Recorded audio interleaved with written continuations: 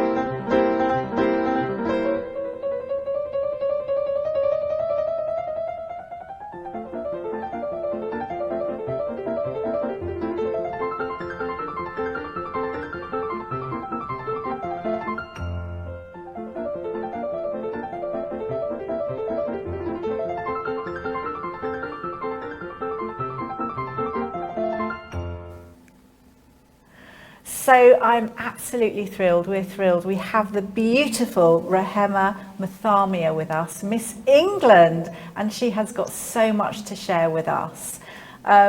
Welcome. Hello. Goodness me, you do look absolutely beautiful, but Thank there you is so more much. to you than just your looks. I know that. And I know that you have an affiliation with Women's Aid and other organisations as well. But just to begin with, I know that your background inspired you to enter Miss England to begin with, and I wondered if you could just share a little bit about that. Yeah, sure. So I guess it ties into the fact that I'm working alongside Women's Aid. I was previously in an abusive relationship, which ended quite traumatically and ended up with me having to go through, court proceedings to ensure that I was protected from this individual. So as a method of coping with that, I thought, why not utilize the platform? I'd finished my degree. I had time to sort of, search for myself and try something new. And so I applied for Miss England, knowing that they had the aspect of charity work. And I thought, why not utilize this platform to, do good and help others that may be in a situation that I was in. And I know your childhood part was in Kenya. How important was your childhood to create the woman you are today? Oh, huge. So my family are of Kenyan heritage. I was born and raised in England, but I lived in Kenya for about 4 or 5 years. I went to school there, and being in Kenya enabled me to, learn about my family's culture, the food, our heritage, the dress, and really helped me be part of the diaspora, because I am British, but I am Kenyan. And so there's almost two worlds that you're not competing with, but having to manage at the same time. And so being able to learn more about my culture, really develop the person that I am today, and being able to, be proud of being British, but of an African heritage. What do you think Kenyans have? We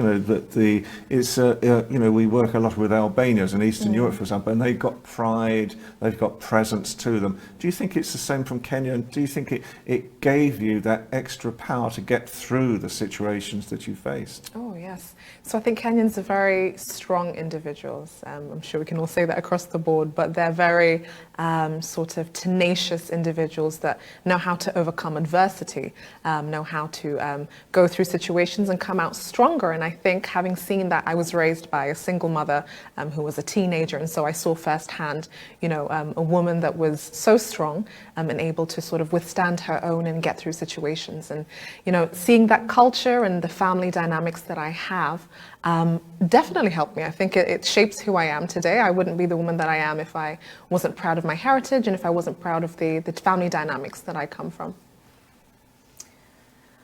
Thank you. So it's really interesting. You're so eloquent as well. It's just so lovely to hear. It's very empowering. So thank you so much. Now there's a new category, Miss African Colours to Miss England. I'm not too sure about that, but can you share it with us? How important is that? Sure. So it's Miss All African Colours, and that was started back in 2020 following the uprise of Black Lives Matter movement, when George Floyd was unfortunately killed and a series of other, you know, deaths in America.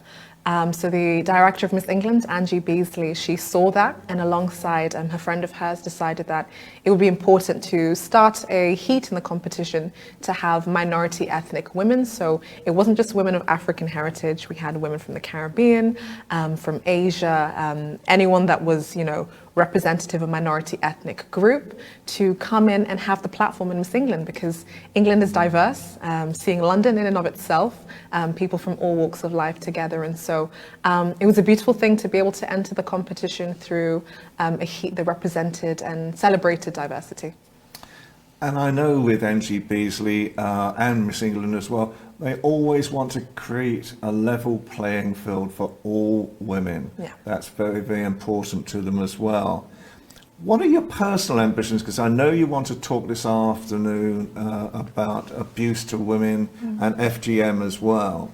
But apart from that, and obviously we will talk about that in a minute, but what are your personal ambitions as well? You're off to America, or Puerto Rico, yes, I should say, before too long. And of course you're going to win. Well, fingers crossed. Try my best. England wins everything at the moment, for goodness sake. England wins everything at the moment.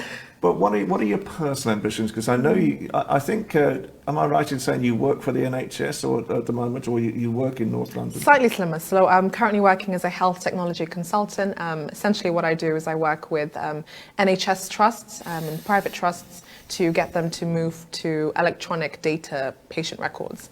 How I got into that, I completed my degree, integrated master's degree in genetics, right in the midst of the pandemic. So that was something in and of itself. I didn't have a graduation. Hopefully I'll graduate this year. It's been about 2 years. But yeah, aside from Miss England, my own sort of ambitions, I'd love to get a PhD in the next coming years and maybe work in medical genetics. I'm really interested and passionate about that. So I know you had in your acceptance speech, and it's quite interesting because we were just talking about Miss England, that actually it was live, it was in person. Yeah. So if you could just share a little tinsy bit about that, but also your acceptance speech and your wish to help people. Sure. So finally, it had been postponed a multitude of times due to the pandemic, but we eventually had the live final in August last year. That's when I won. And it was just such an incredible event. I'd gone through the process. It was about a year coming to it, from All African Colours, and it was all virtual, which was different to say the least. So it was nice to get together with all the women from across England together to celebrate the night. And to be honest, I really don't remember towards the end of the night. There was just so much going on. I just remember my name being called from the back, and it was just almost a whirlwind. I see the pictures and everything else is a phase. It's just a daze. But yeah, talking about the winning speech, my question towards the end was, what is it that's made you, an adversity that's made you who you are today? Something to that effect. And I spoke about my abuse. Not that it's something quite personal, but I felt that, this is the platform. I'm here to do charitable work and do good. And so I spoke about that. And I think this is an ideal time now to show another video that we've chosen that really is partly Miss England, is partly talking about FGM as well, and the abuse of women today. So let's see the video.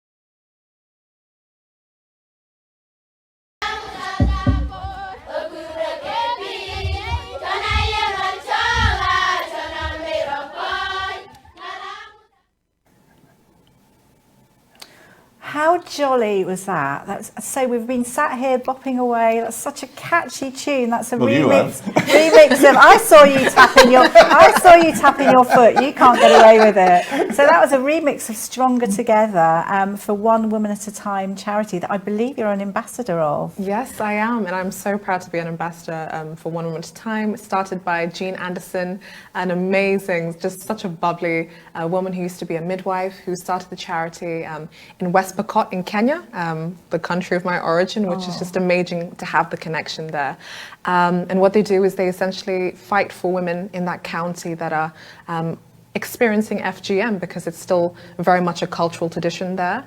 But women, the young girls, I wouldn't even call them women, they're very, very young girls, being forced into child marriage, undergoing the procedure of FGM and getting either very ill or running away from home. And so the charity, the funds that they raise are able to send the young girls to school and educate the people in the area about FGM. Wow. A very big question. What can be done? What can be done about the abuse of women in prison, and what can be done about FGM as well? Because, we hear of stories of girls being sent from Britain back to their home countries again. And it is their home country in Britain in the first place. Yeah. We must not forget that at the same time. So what are the types of things that you would like to see happen that can really make real changes? I think firstly, education is everything. Knowledge is power. And if you don't understand the detrimental effects of, say, abuse or FGM, you don't know otherwise. And so in this country, speaking about not only abuse and FGM, because like you mentioned, there are young girls being sent home, sent back to their countries to undergo this procedure. It's about awareness, raising awareness that it's not right, it is illegal to undergo that. And aside from that, abuse, knowing that you shouldn't have to go through it. You deserve better than that. And if you keep aware of the signs, it can prevent a woman from going through such a traumatic experience. And I think the figures show, excuse me, that even 3 to 4 girls each week are detected and are caught before they are sent back. Yeah. And so this is a problem that is ongoing tremendously. Do you think the government is doing enough to actually really sort of stop this whole situation? I think more can always be done. More can definitely always be done. I think it's very important to have that government be educated about this, and also work with border control, police forces, to know that keep an eye out. If there is a young girl that is looking somewhat disgruntled or just, leaving the country against her will, spotting the signs, because maybe they could be preventing something, preventing a girl having to go through a procedure that they don't deserve. And so in the next 2 weeks, I'll actually be going to Shropshire to meet with Jean to speak to border control there, some police forces and school children, just to teach them about this and raise awareness. Oh, it's amazing. It just goes to show that a simple thing of just talking, I mean, obviously teaching, but talking and making people aware is just so important. And it's actually something that everybody can do to raise awareness, which is fabulous. Now, I know that you are, is it Phoenix Rising? Phoenix Rising. Yes. Tell us more. Yes, such lovely words. That's the title of my Beauty with a Purpose project, and at Miss World. So I have been to Miss World, and I will be going again because it was cancelled because of coronavirus. There was an increase in cases. So my project, I titled it Phoenix Rising, from the Maya Angelou poem about Still I Rise, and added Phoenix in there because of, coming out of the ashes and still rising and becoming a new beautiful being. And that's how I saw myself when I came out of an abusive relationship, and I thought that would be a beautiful title to speak about, raising awareness of domestic abuse, teaching young children. I'll hopefully be going into schools very soon to teach children about unhealthy and healthy relationships, because it's not something we talk about, and I think prevention is key.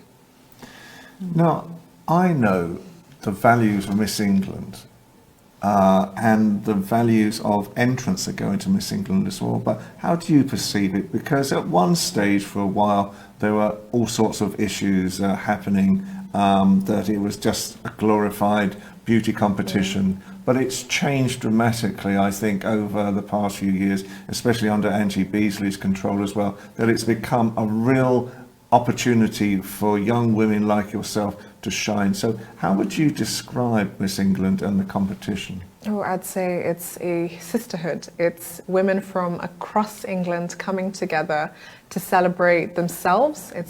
I say that my confidence has gone through the roof having gone through this. You learn skills that you can take into your career, into your personal life. It's not purely about the beauty aspect, but it's an experience that you can learn, grow from, meet amazing different women, and mainly because this is what Miss World is about, the Beauty with a Purpose ethos. It's charity work and finding a cause that you're passionate about, that you want to stand up for and speak out about. And so I think it has dramatically changed. It has evolved over many years from the beginning of beauty pageants in general. And I think now it's about having a well-rounded individual that has a cause they want to fight for. And I think Angie was talking to me the other day and sort of saying that the first rounds of 2022 are just going to start. Yes. So would you recommend it to young girls these days? Yes, of course. I wouldn't be where I am if it wasn't for it. I would say, if there is any young girl between the ages of 16 to 27 and you want to try something new, get yourself out there, develop your confidence skills, public speaking skills, and, learn and meet different women from across the world. Definitely apply. Gosh, that's amazing. I'm sure everyone's now going to be enrolling quickly. We were talking earlier because I was interested in your crown and sash, and I thought that maybe you'd have to give it back and you pass it on, but you keep it, This don't is you? mine for good. The sash and this is what I know as of now. Things may change, but from what I know, this is all mine. It's quite heavy, so my head is, very much balanced and propped. It might drop any moment now, but I carry it in a nice little case, and I'm very proud to wear it and represent England.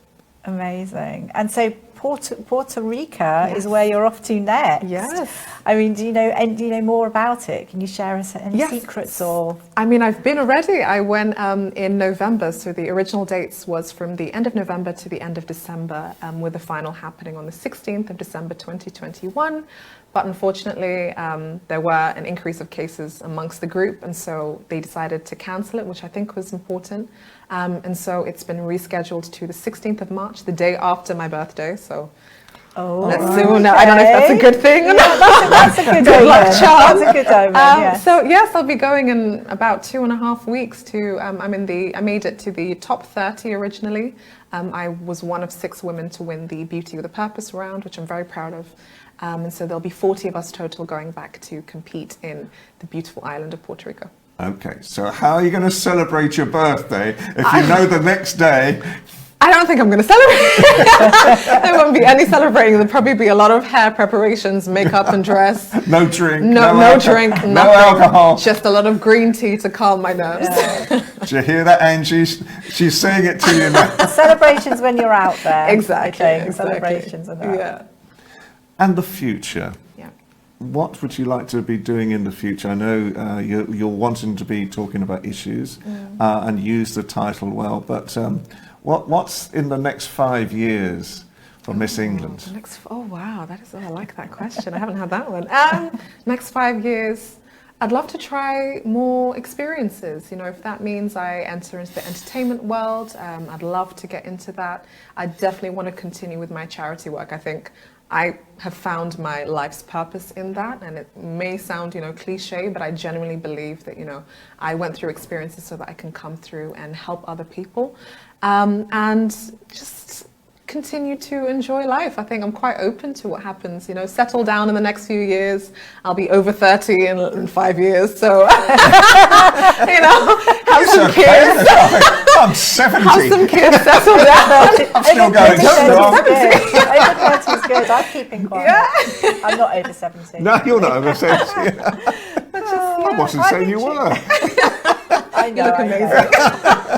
Well, thank you. Well, I'm just curious because you said about more experiences, which was interesting. But I know that you have been doing charity work, haven't you? And you've done some quite exciting things. You do bungee jump and things like that. I did do. Oh gosh, I did a bungee jump. I See, shake just at the thought of it. I did it last summer again for Women's Aid, and it was an incredible experience. Will I do it again for charity? Possibly. But it was amazing, and I carried out a 37-kilometer walk just to represent the 37 women that unfortunately in a year will have died at the hands of a partner. So yeah, I'm hoping to continue doing more fundraising in the near future. Gosh. Well, you're Amazing. an amazing example of womanhood, first of Thank all, you. and such a charming person to have. And we were Very so good. pleased when we heard Able you to were meet coming us. I know on. you're Thanks beautiful for having inside me. and out. Thank you. Well, please do carry on. I know you will with your good work. We're thrilled, aren't we? Thrilled to have Absolutely. you with us. So Thanks thank for you having me. so much for coming on today. Thank you. And you really, I think, lifted again, really the whole situation as regards abuse to women and to FGM as well. And long may it continue. And we will obviously try and monitor what you're doing as well at the moment and try and help wherever we can as well. Thank you so So much. thank you for Thank your you. time today. Thank you. Wasn't that good? Wasn't it good? Very good show. Brilliant show, actually. Really enjoyable. Absolutely. And it's always so lovely to be able to put such good things on the platform to get things out there even more. I think so. I think so. Yeah, I really enjoyed that. So, but time is against us, so I'm It afraid is. it's another. Thank you so much, first of all, to our wonderful guest today. Helen and I have really enjoyed it. So it's the end of the show for today of the Great Britain Voice of London show on ALB UK television. So it's goodbye from me. And goodbye from me. And I'm sure Rahema is going to be back and join us soon, I have a feeling. Absolutely. Take care. Stay tuned.